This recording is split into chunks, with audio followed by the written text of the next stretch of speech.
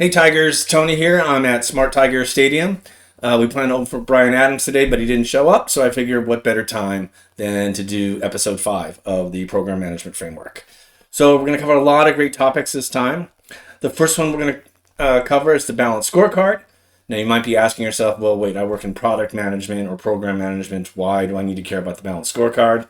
We're going to really dig down on how you could use it to your benefit. Then we're going to cover something I'm very passionate about, that's voice of the customer, which is a great addition to the Balanced Scorecard. And then finally, we're going to cover documentation and communication. I know that's the most boring subject in the world, but it's a necessary evil.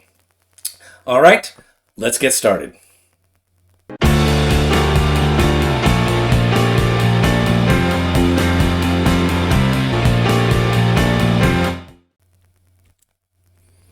All right, first let's talk about why the Balanced Scorecard is so important and how you will use it. Well, first of all, Balanced Scorecards, or BSCs as they're generally referred to, are generally used by top management, like the CEO or directors or CTIOs. But what you're going to use it for is how to align your program to the Balanced Scorecard. Now, I want you to look at the Balanced Scorecard as a strategic measurement performance metrics, and it's used to really identify and improve various internal business functions that you plan to monitor in order to drive business outcomes. Now, it will identify factors that hinder the business performance, and the idea here is that you're to outline strategic changes tracked by future scorecards. And then finally, look at the Balanced Scorecard as a management tool rather than a measurement tool. All right? Okay, so the Balanced Scorecard, the idea, it's not a punitive thing, right? The whole idea of this is to reinforce good behavior in the organization. And what we do is we isolate the Balanced Scorecard into 4 areas that we need analysis for. And these areas are called legs. All right, so let's do the first one. So the first one is learning and growth. And this is training and knowledge resources that your employees go through. And it's really not only did they take the training, but how effectively that training impacted your employees and how they use the information to convert it into really a competitive advantage within the industry. Then a second leg is business processes, and this is how well products are manufactured, or in my case, because I work in cloud services, how well the service is implemented. And this is operational management uses this to analyze, to track any gaps, bottlenecks, shortages, or waste that might appear in your product or service. Then we have the customer perspective, and this is pretty much customer satisfaction. And it's asking how satisfied your customers are with the quality, price, and availability of your product or services. And that's kind of why I'm following this with voice of the customer next, because this is really what customers provide feedback about their satisfaction of your organization. And then the final leg is financial data, such as sales, expenditures, income, that is used to understand the financial performance of your company. Now, I know a lot of people are thinking, again, I'm a product manager or a program manager. I don't deal with financial data. But you do play some sort of role somewhere in sales and expenditures. So it's really important that you also able to grasp this leg. All right. So I figure the best way really to teach you about a Balanced Scorecard is, once again, we're going to use a super simple example.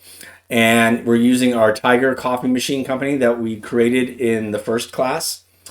And so what you're going to be focusing on as a program manager is a new ordering process. All right. And you see the columns are the legs of the Balanced Scorecard. Now, the rows is what the company is focusing on in that leg, what our specific program is going to do. And then finally, I have some just notes on it so you can see how it really works. All right. Learning and growth. For us, the company as a whole is focusing on innovation, and they want each team to have at least one go-to-market artificial intelligence feature to really help the company be more competitive. You saw this during the internet. Every company became an internet team somehow, some way. And so our company, Tiger Coffee Machines, is going to focus on AI. And what we're going to do is we're going to mandate that the company's mandating that every employee has 40 hours of training in AI. All right, so that's the company focus. Now, our program, which is focusing on the ordering process, right, we're going to use AI to predict what the customer would want to order. All right, so that's the goal. And so how are we going to weave this into the company focus? Well, since the company wants us to focus on AI, other teams might want to collaborate with us, right? And this is how we contribute to the overall balanced scorecard, right? And you might be able to frame your program as, hey, let's give employees some hours credited towards their AI training if they work with our program, right? Right there. You're seeing how this program is aligned to the company focus of training for AI.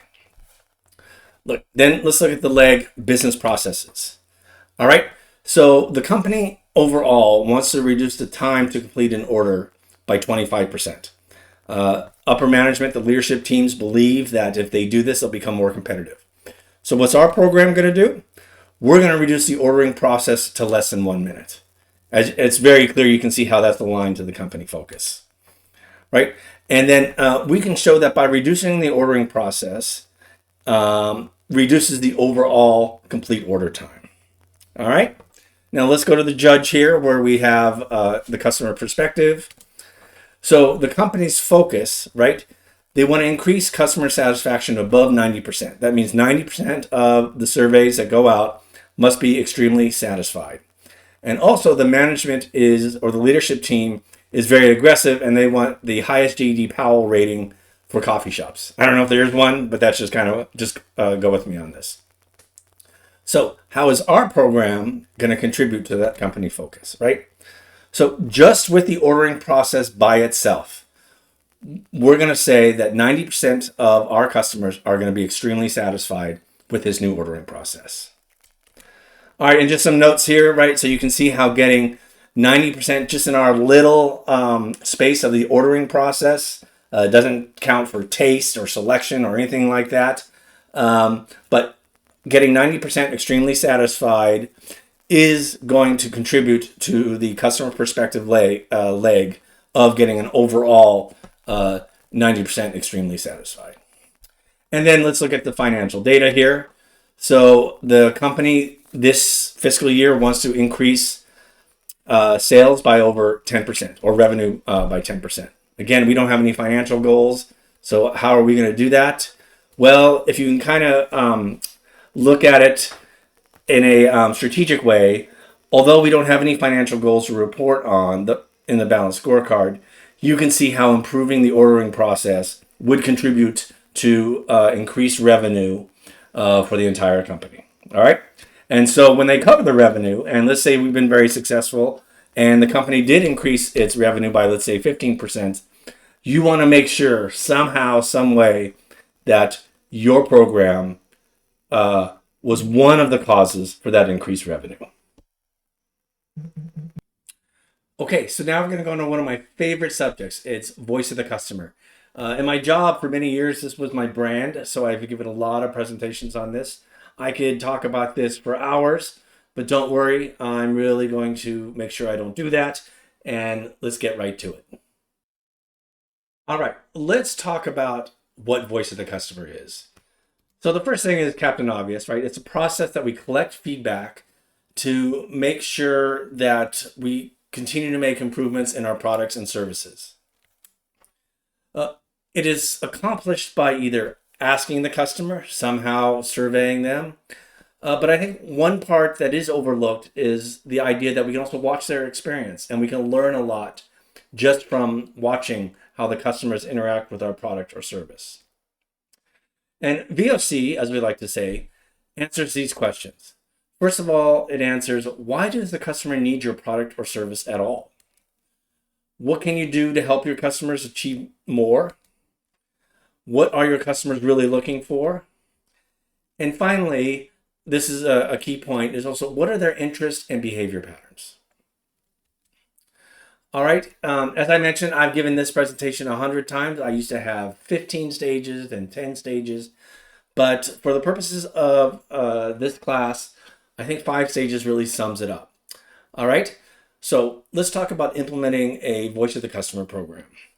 So the first thing you have to do is you have to define the promise. This is the promise you make to your customers that your product or service will fulfill. So then after you have that promise, right? Then you listen to your customer. Again, this could be asking them for their feedback, or this could be watching them. So listening has those two facets to it. And then once you get all this information, you really need to take time, and what we say is synthesize this feedback, which really means you need to understand all the data that you've collected.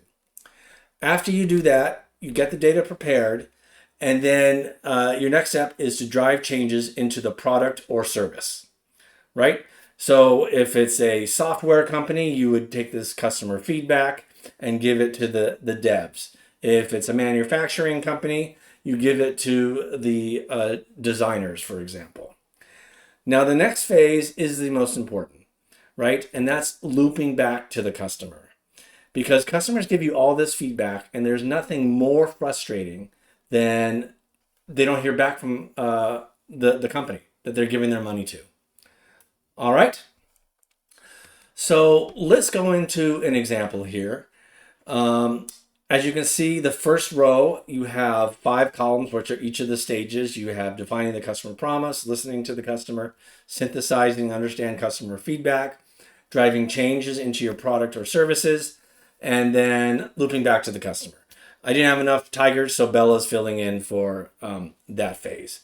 I'm going to disappear so we can see the entire slide. All right, so in the first column, the tiger named Red, we are defining the customer promise. And this is pretty much that this is a promise to assure the customer that they will receive whatever product or service they've signed up for at the price they've agreed upon. Right? And so the business sets the customer expectations of what the customer will receive at a specified price.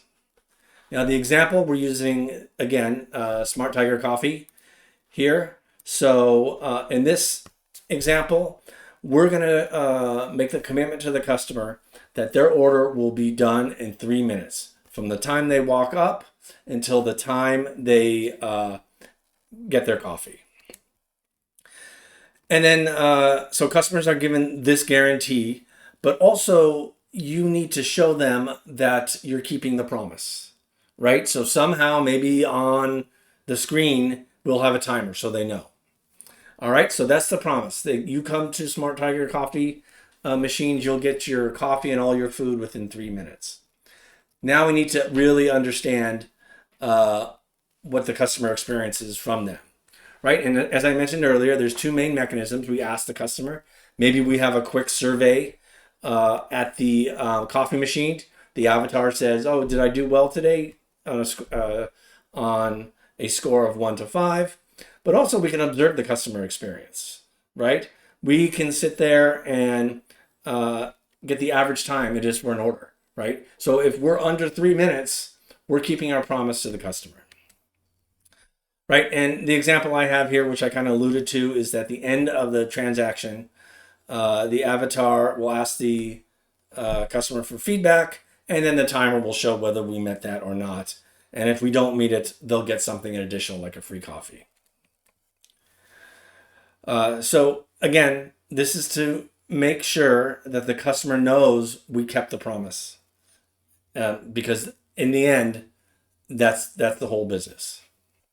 All right, so now we have the promise, we listen to the customer, or we watch their behavior, and now we're going to go to the Tiger Judge, and we're going to talk about synthesizing all the information we have, right? So again, this is understanding the customer's feedback and examining the data captured from observing the customer or listening to them. And the example we're going to have here is that the customer acknowledges they got the coffee in the minutes promised, and but are they satisfied? And again, if you keep your customer promise and the customer is not satisfied, you need to go back to the first phase where maybe you're not making a promise that customers want, right? Maybe they don't care that it takes 5 minutes, but they want hot coffee at 180 degrees, or they want more choices. Now let's go to Prince Tiger, drive changes into your product or service. So here, the output from synthesizing the customer feedback are changes that are actually made in the business and to meet the customer's expectation. And what are these changes? These could be people's roles. They could be processes and or technology. Right? So in our example, the customer feedback is that they find it annoying that the avatar always tries to upsell the customers to buy more. So that's what we've determined from the feedback. So what we're going to do is we're going to implement a process change to stop having the avatar ask if the customer wants something specific. Like, for example, can I get you a donut? Instead, we'll show images of food behind the avatar, and then that the customer would be most likely to purchase. All right, so now we're changing our Smart Tiger Coffee Company. We've listened to the customers. We have a promise. We've synthesized it, and we've made updates to our service. Now we got to tell the customer, let them know that we've made changes, right? So this is called looping back to the customer, right? And when we loop back, we're saying we're communicating back to the customer that the business has listened and people, processes, or technology changes have been made according to that feedback. Communication includes what the customer-driven changes have been, but we also need to indicate why or why not we're not making changes, right? So for example, in your business, you might have regional restrictions and customers might ask for something, but if it's against the law in that country, for example, you really need to make sure that the customer knows you listen to them, but you can't make it for a certain reason. And in our example here, we're going to send customers via the Tiger Coffee app and the avatar that the customer guaranteed coffee orders are fulfilled within 3 minutes or the coffee is free. Right? And so typically the best ways to communicate to customers is via marketing because really, who reads those service agreements? So you always want to frame whatever changes you're making makes your product or service better. Okay, Tigers, now we're going to cover our final topic, which is documentation and communication. I know people aren't a huge fan of documentation or communication, but they're very different. And it's necessary evil. So make sure whatever program you're doing, do this. Don't have to be told to do this. All right. So the first thing is that this is time consuming. However, I know a lot of people wait till the very end, but the time to document is now in a program, right? It should be done during the entire as the program evolves. And then when it comes to fully executing your program or project, your documentation should be 90% done. It's not something that should be waited till a week before you release your product or service. And then finally, you need to really have some sort of central repository for your documentation. For example, I use SharePoint and ADO a lot, but you could use Dropbox or whatever your company has purchased or is currently using. All right, let's talk about the tools that are available to us for documentation. This is not a complete list. This is just a few examples of the more popular ones. But I want to start by saying that email is not documentation. Email is legal communication, and that's very important, right? So whatever documentation you have must be available after someone leaves the organization. You need version control, and then also you need to make sure that you manage permissions correctly. So when it comes to tools, these, as I mentioned, these are the more popular ones. SharePoint, I use that a lot. There's Heroic KB, that's really good for open source and it's based off of WordPress. There's Document 360, which is good for knowledge bases for software as a service. There's Gitbook. There's wikis. I use wikis in ADO. And there's also Read the Docs, and that's really good for software and technical documentation. There's Notion plus Engine.so. This is good for functional documentation. There's Help Juice. I really like that name. But in the end, any tool that your company uses, that's what you should be leveraging, especially when you need to communicate across teams. And just let it know, I'm not getting any money for mentioning these tools. All right. Now, as I mentioned, documentation and communication is completely different.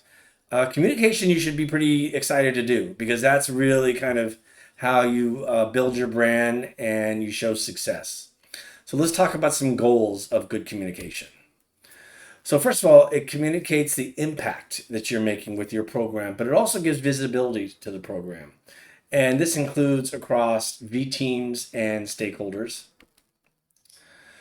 When you have good communication, the leaders in your organization, it builds confidence, right? And it really shows them that you have control of the program.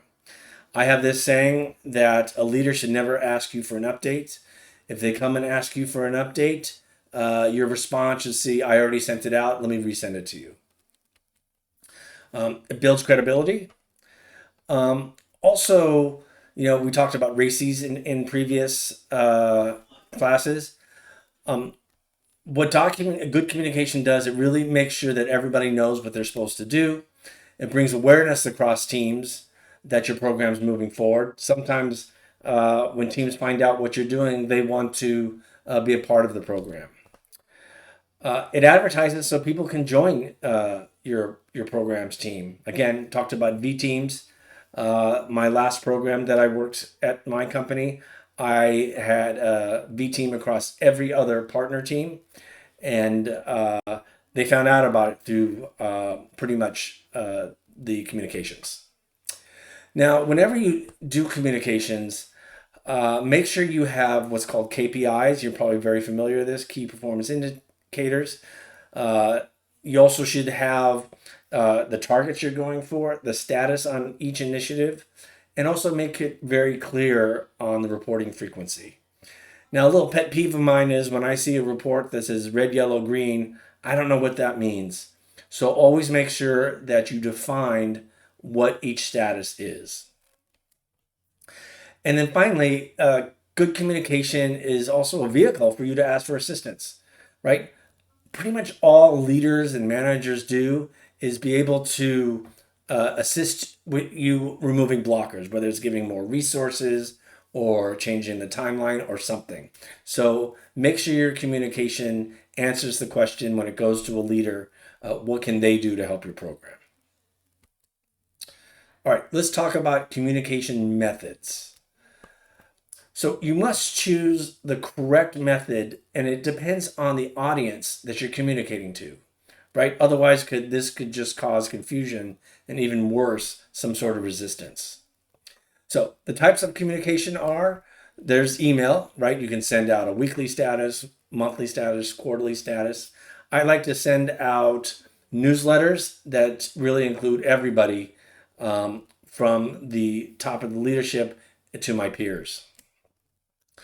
I use Microsoft Teams to instant message if I have quick questions or if I have a request, like if I want to go present in another Teams meeting, I am the manager, say, hey, can I present my program to your team? And I also think a lot of these instant messages have some sort of announcement. So when you do release your program, utilize that. Meetings, I know a lot of us are virtual these days. And but if you can do them in person, I always go for that. These are very important, but this is a lot of people's time. So it should be used wisely. It's very easy for people to come to your meeting, feel they get nothing out of it, and stop going, right? And really use these meetings to make decisions, to introduce your program to other teams, or remove conflicts. As lead program manager, you should always come prepared to all meetings. I think when someone shows up to a meeting that's not prepared, it's actually an insult because it's wasting your time. Be motivating as you can. You want to be positive that things are going to be good. And then the best meeting I find that I can present at is my team's all hands. It is the best meeting because it really shows that your program is important. Now, sometimes we forget when things get hot, if there's confusion, they're not sure what's going on. Don't sit there and have a 30-minute IM session with someone or a long email. Call them, right? And if it's something really serious, like, for example, your service is out or your product's not being delivered, that's when you really need to step it up and have something like stand-ups to address any short-term issue. Now, oftentimes you need people to participate, or they need to give you feedback, or if something's broken, I recommend having a web ticketing system, right? So if you have a program where all the people are signing up or need support, for example, set up a request form and just ask them to fill it out. Now, you don't need, this is not a information gathering session. You don't want this huge ticket that they have to fill out. Make it very brief with the intention that you'll probably follow up with them directly. For me, I use SharePoint Forms or I use DevOps. And then finally, you might need some sort of portal, right? And there's usually a project portal where people can learn about your program, where they can review your presentations, and the V team can really use that portal like a SharePoint to as a way of collaboration and communicating. Now, video, whenever there's some sort of training, I like to make videos. Especially good if you have international teams. Sometimes it's not easy for them to understand your language, and they can either watch it slowly or even put some of what they don't know into a translator, like Bing Translator. Now, don't pick one communication vehicle. You will need to have different types depending on the audience, right? You would not send necessarily a leader who's going to make a decision whether to accept your program, this huge, long 30-page Word doc, right? You want to be more purposeful for that. Now, if you're running a successful program, you're not going to pick necessarily just one communication method. You're actually going to be implementing all these that you have available to you.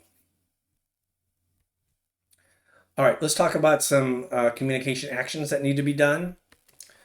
So again, I can't stress this enough. Communication is not documentation, but documentation can contribute to your communication.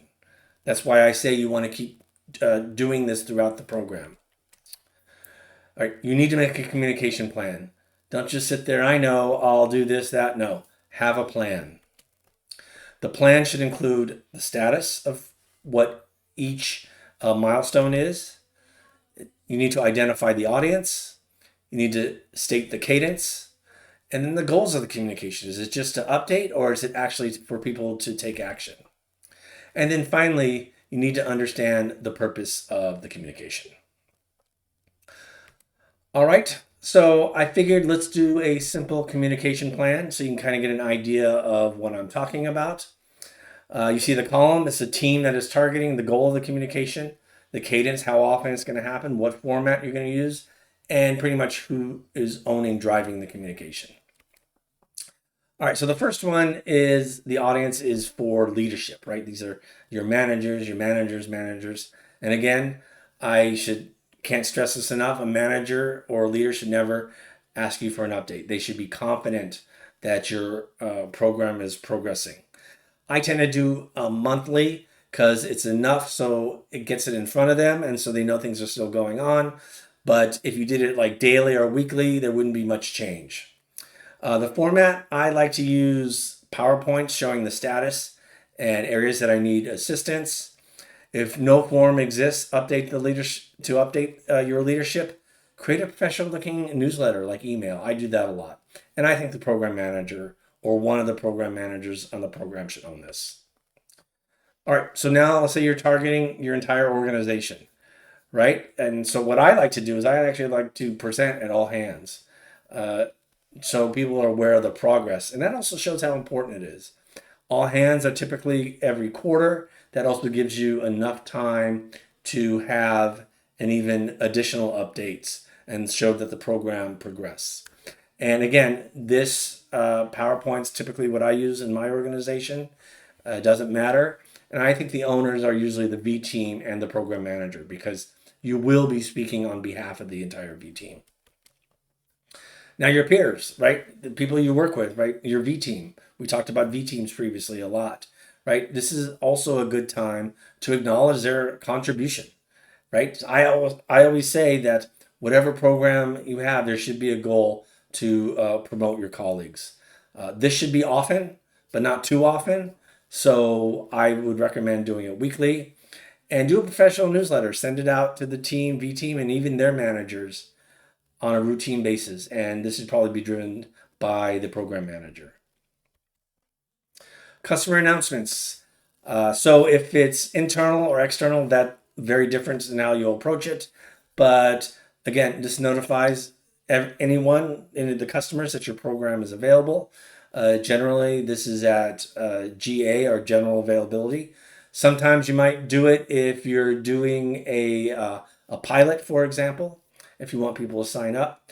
But especially if it's external, work with marketing on this. They're really good at this. If it's internal customers, you want to work with other teams' managers. And again, depending on what's internal or external, marketing or the program manager should own it. And then finally, there's operations, right? So they have to run your program going forward.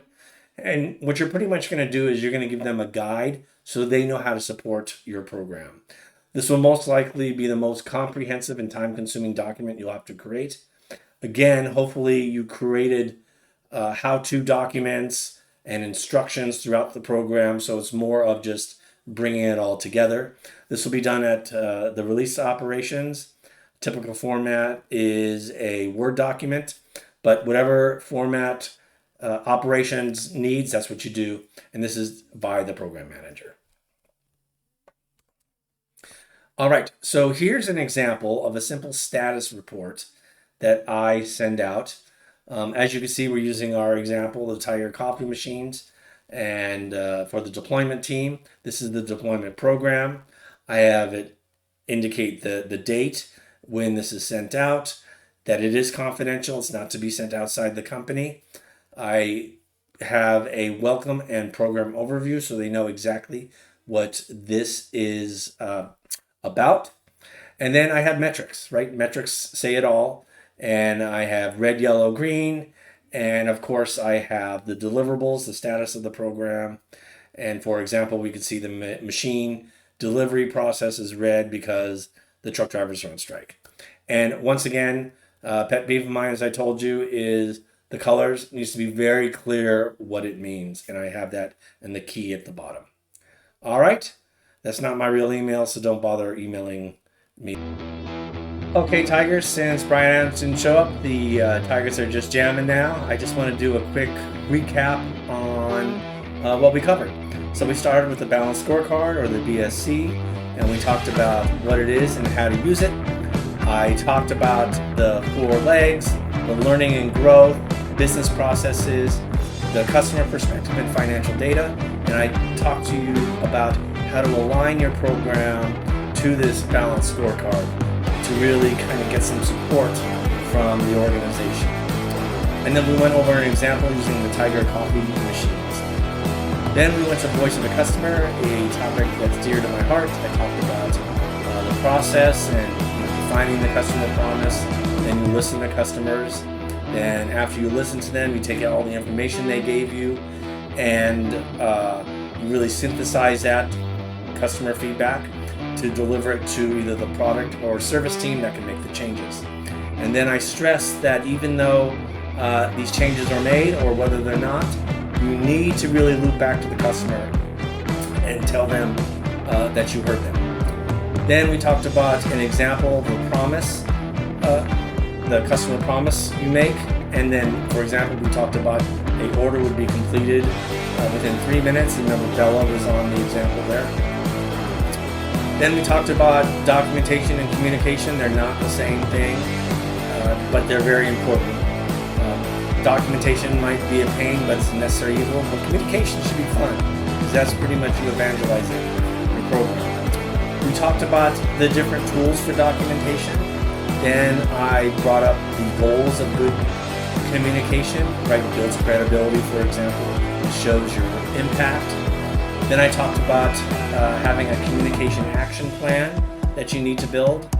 Then we talked about an example where you saw the communication plan, how it targeted different audiences and used different communication methods. And then we talked about a status report that should be sent out, and I showed you an example of it. And one of my pet peeves is, if you're going to say something's red, yellow, green, you really need to describe that, what that means. All right, Tigers, I hope you found this useful. Please like and subscribe. And if you want any other topics, let me know.